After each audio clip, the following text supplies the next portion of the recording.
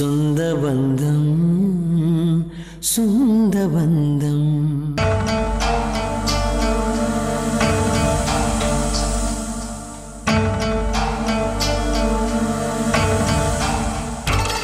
அம்மா என்னன்னே தெரியலம்மா, அன்னிக்கிட்ட இப்ப நிறைய மாற்றம் இருக்கு. முன்ன மாதிரி எதுக்கு எடுத்தாலும் கோவப்படுறதே இல்ல, எப்ப பார்த்தாலும் திட்டிக்கிட்டே இருப்பாங்க. ஆனா இப்ப கொஞ்ச நாளா ரொம்ப சைலண்ட் ஆயிட்டாங்கல்ல.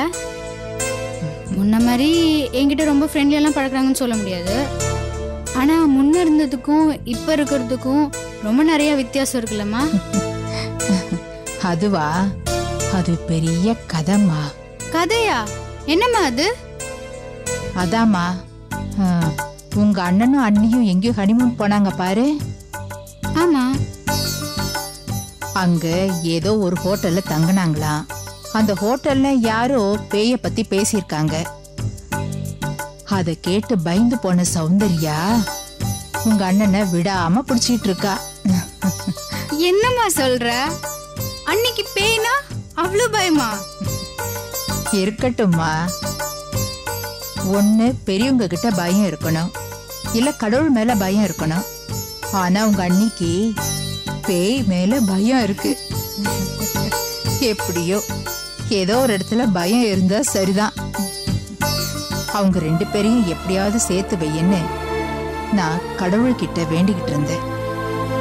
அது கடவுள் காதுல விழுந்ததோ இல்லையோ, பேய் காதுல விழுந்திருக்கு. அந்த பேய் ரெண்டு பேரையும் சேர்த்து வச்சிடுச்சு. போகட்டும்மா, நாமளும் அதைத்தானே எதிர்பார்த்தோம். சௌந்தர்யா நம்ம கிட்ட எப்படி இருந்தாலும் பரவாயில்ல, அவங்கிட்ட அனுசரணையா இருந்தா அது போதும்.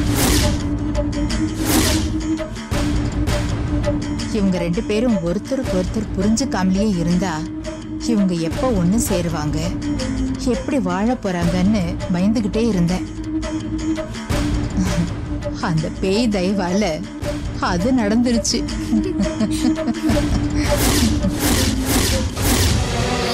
நாம பேயை பார்த்து பயந்ததை வச்சு இந்த குடும்பமே நம்மள கேவலமா நினைச்சு சிரிக்கிறாங்க போல இருக்கு.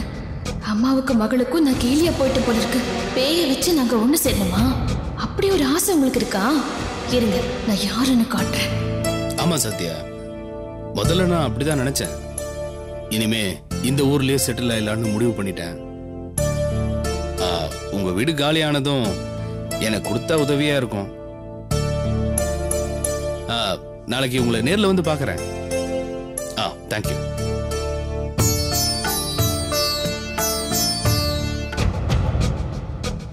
சௌந்தர்யா, ஏன் பேக்ல துணியெல்லாம் எடுத்து வைக்கிற? எங்கேயாவது போறியா? ஆமா, நான் எங்க வீட்டுக்கு போறேன். நிரந்தரமா போறேன். இனிமே நான் எங்க வீட்டுல தான் இருக்க போறேன். என்னாச்சு சௌந்தர்யா, திடீர்னு ஏன் இந்த முடிவுக்கு வந்த? இந்த வீட்டுல யாராவது உன்னை ஏதாவது சொன்னாங்களா? சொல்லு சௌந்தர்யா. ஆஹா, என்னமோ எதுவுமே தெரியாத அப்பாவை மாதிரி பேசிக்கிட்டு இருக்க.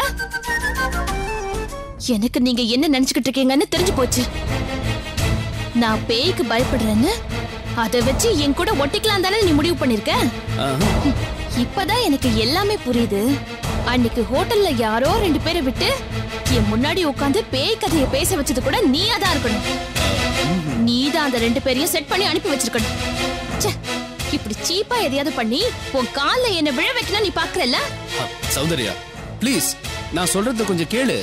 இதுக்கு மேல நீ எதுவும் சொல்ல வேண்டாம். உன்னோட விளக்கத்தை கேட்கணும்னு எனக்கு ஒண்ணு அவசியம் இல்ல. என்கிட்ட இருக்க வீக்னஸ் பயன்படுத்தி என்ன முட்டாளாக்கணும்னு பாக்குறீங்கல்ல. இவ்ளோ நடந்த பிறகும் இங்கே கிடக்கிறதுக்கு நான் ஒண்ணு வக்கத்தவ கிடையாது. உங்களை மாதிரி வசதி இல்லாதவனும் கிடையாது. நான் எங்க அம்மா அப்பா கிட்ட போய் பேசிக்கிறேன். இந்த வேலையை நான் எப்பவோ பண்ணிருக்கணும். பரவாயில்ல, இப்ப போறேன். இதுக்கு மேலயும் நான் இங்கே இருந்தேனா என் வாழ்க்கையை நானே நாசப்படுத்திக்கிட்ட மாதிரி ஆயிடும். சௌந்தர்யா, சௌந்தர்யா அவசரப்படாத சௌந்தர்யா, ப்ளீஸ். கையை விடு ப்ளீஸ், நான் சொல்றத கேளு சௌந்தர்யா. ஹே சௌந்தர்யா. சௌந்தர்யா, இருமா, என்னப்பா ஆச்சு? தெரியலம்மா, திடீர்னு என் மேல கோச்சிக்கிட்டு அவங்க வீட்டுக்கு போறேன்றா. சௌந்தர்யா, இவ்வளவு நாள் நல்லா தானமா இருந்த, என்னாச்சுமா? ஐயோ அம்மா பாத்துமா. எனக்கு ஒண்ணு ஆகலடா. அவ கோச்சிட்டு போறா, நீ போய் அவளை சமாதானப்படுத்தி கூட்டிட்டு போ. சௌந்தர்யா, என்ன ஆச்சுன்னு தெரியலையம்மா. சௌந்தர்யா,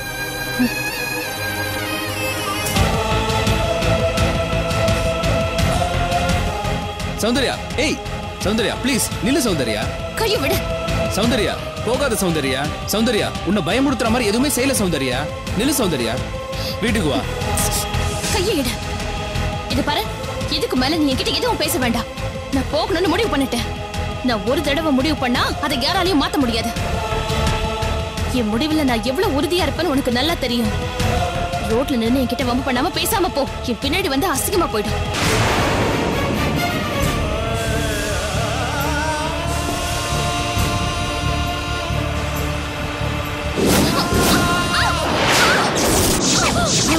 சௌந்தர்யா, சௌந்தர்யா, ஏய் சௌந்தர்யா, ஏய் சௌந்தர்யா, சௌந்தர்யா என்ன பாரு. சௌந்தர்யா, சௌந்தர்யா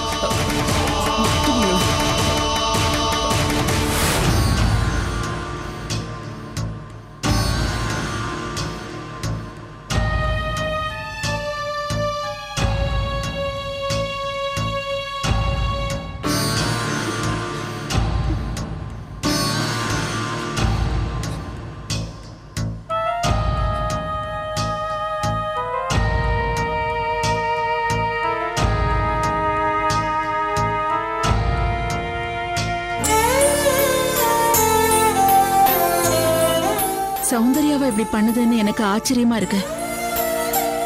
நீங்க ரெண்டு பேரும் சந்தோஷமா வாழ்ந்துட்டு இருக்கீங்கன்னு தான் நான் நினைச்சேன். இப்ப நீ சொல்லிதான் மௌலி, எல்லா உண்மையும் எனக்கு தெரியும்.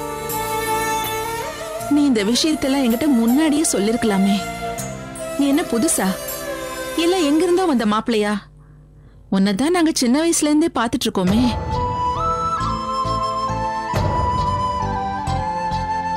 அவர் இப்ப வெளிநாடு போயிட்டாரு. அவர் இருக்கும்போதே இப்படி ஒரு பிரச்சனை இருக்குன்னு தெரிஞ்சிருந்தா அவரே சௌந்தர்யா கிட்ட பேசிருப்பாரு. சௌந்தர்யா அவங்க அப்பா ஒரு வார்த்தை சொன்னா அதை மீறி எதுவும் செய்ய மாட்டா.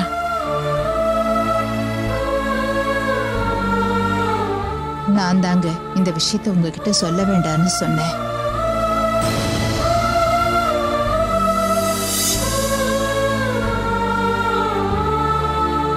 ஒரு மாசமோ 2 மாசமோ போனா அவங்களுக்குள்ள இருக்கிற பிரச்சனை சரியா போயிடும்னு நினைச்சேன். தேவையில்லாம உங்ககிட்ட சொல்லி நீங்களும் மனசு சங்கடப்பட வேண்டான்னு நினைச்சேன். இப்படி ஆகும்னு நாங்க நினைக்கவே இல்லை. சரி பரவாயில்ல விடுங்க. நாம எல்லாருமே மத்தவங்க நல்லா இருக்கணும்னு நினைச்சுதான் சில நேரத்துல சில முடிவுகளை எடுக்கிறோம். இதுல உங்களை குறை சொல்ல என்ன இருக்கு? நானே சௌந்தர்யா கிட்ட இதை பத்தி பேசுறேன்.